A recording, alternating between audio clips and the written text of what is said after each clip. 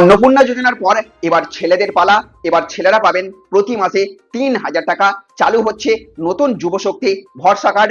যারা যারা ইতিমধ্যেই যুবসাথী প্রকল্পে টাকা পেতেন তাদের সকলকেই এবার নতুন করে আবেদন করতে হবে যুবশক্তি ভরসা কার্ড প্রকল্পে। চালু হচ্ছে যুবশক্তি পোর্টাল। রাজ্যের বেকার যুবক যুবতীদের জন্য বড় আপডেট। অনেকের মনেই এখন প্রশ্ন, কবে থেকে অ্যাকাউন্টে টাকা ঢুকবে? পুরনো যুবসাথীর উপভোক্তারা কি সরাসরি এই সুবিধা পাবেন নাকি নতুন করে আবেদন করতে হবে? আজকের ভিডিওতে এই সমস্ত প্রশ্নের উত্তর জানাবো আপনাদেরকে একদম বিস্তারিতভাবে, তাই ভিডিওটি শেষ পর্যন্ত অবশ্যই দেখবেন। আর ভিডিওটি শুরু করার আগে ছোট্ট একটা অনুরোধ, ভিডিওটিতে এক্ষুনি একটা লাইক করে দেবেন, বেশি বেশি করে শেয়ার করবেন। আর আপনি যদি আমাদের চ্যানেলে নতুন হয়ে থাকেন তাহলে অবশ্যই চ্যানেলটিকে সাবস্ক্রাইব করে রাখবেন। তো বন্ধুরা, রাজ্য সরকার পরিবর্তনের পর বেকার যুবক যুবতীদের জন্য নতুন প্রকল্প হিসেবে নিয়ে এসেছে যুবশক্তি ভরসা কার্ড প্রকল্প। আগে যেখানে যুবসাথী বা যুবশ্রী প্রকল্পের মাধ্যমে আর্থিক সহায়তা দেয়া হতো, এবার তার পরিবর্তে চালু করা হচ্ছে এই নতুন ব্যবস্থা। সবচেয়ে গুরুত্বপূর্ণ বিষয় কি জানেন? এই প্রকল্পে প্রতি মাসে ৩,০০০ টাকা করে আর্থিক সহায়তা দেওয়ার কথাও বলা হয়েছে। অর্থাৎ আগের তুলনায় অনেক বেশি সুবিধা পেতে পারেন যোগ্য আবেদনকারীরা। ইতিমধ্যেই যুবশক্তি প্রকল্পের পোর্টাল চালু হয়ে গেছে। এমনকি অনেক ক্ষেত্রে যুবশ্রী সংক্রান্ত সার্চ থেকেও নতুন পোর্টালে পৌঁছে যাওয়া যাচ্ছে। তবে পোর্টাল চালু হলেও টাকা কবে থেকে দেওয়া হবে সেই বিষয়ে এখনো সরকার কোনো নির্দিষ্ট তারিখ ঘোষণা করেনি। সরকারি সূত্রে জানা যাচ্ছে, আগের যুবসাথী প্রকল্পে অন্তর্ভুক্ত বিপুল সংখ্যক উপভোক্তা তথ্য নতুন করে যাচাই করার সিদ্ধান্ত নেওয়া হয়েছে। কারণ প্রশাসন চাইছে প্রকৃত যোগ্য ব্যক্তিদের কাছেই এই আর্থিক সহায়তা পৌঁছাক।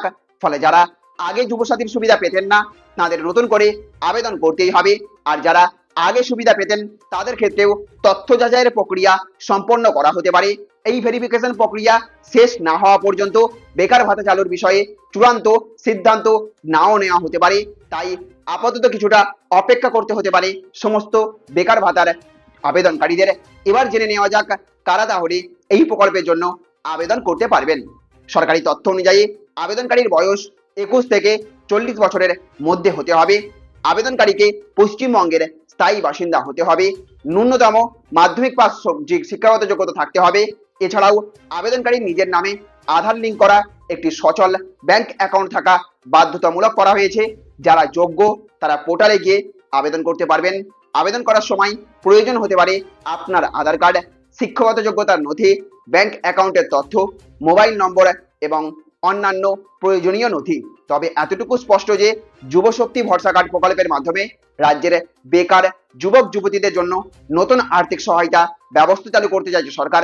এখন শুধু অপেক্ষা সরকারের পরবর্তী ঘোষণার দিকে। তো বন্ধুরা, আপনারা কি যুবশক্তি ভরসা কার্ডের জন্য আবেদন করবেন? কমেন্টে অবশ্যই জানাবেন। আর এই ভিডিওটি যদি তথ্যবহুল মনে হয় তাহলে অবশ্যই আমাদের চ্যানেলটিকে লাইক করবেন, শেয়ার করবেন, বেশি বেশি করে শেয়ার করবেন। চ্যানেলে নতুন হয়ে থাকলে চ্যানেলটিকে সাবস্ক্রাইব করে রাখবেন। ভালো থাকবেন, সুস্থ থাকবেন। Thank you friends, thank you for watching.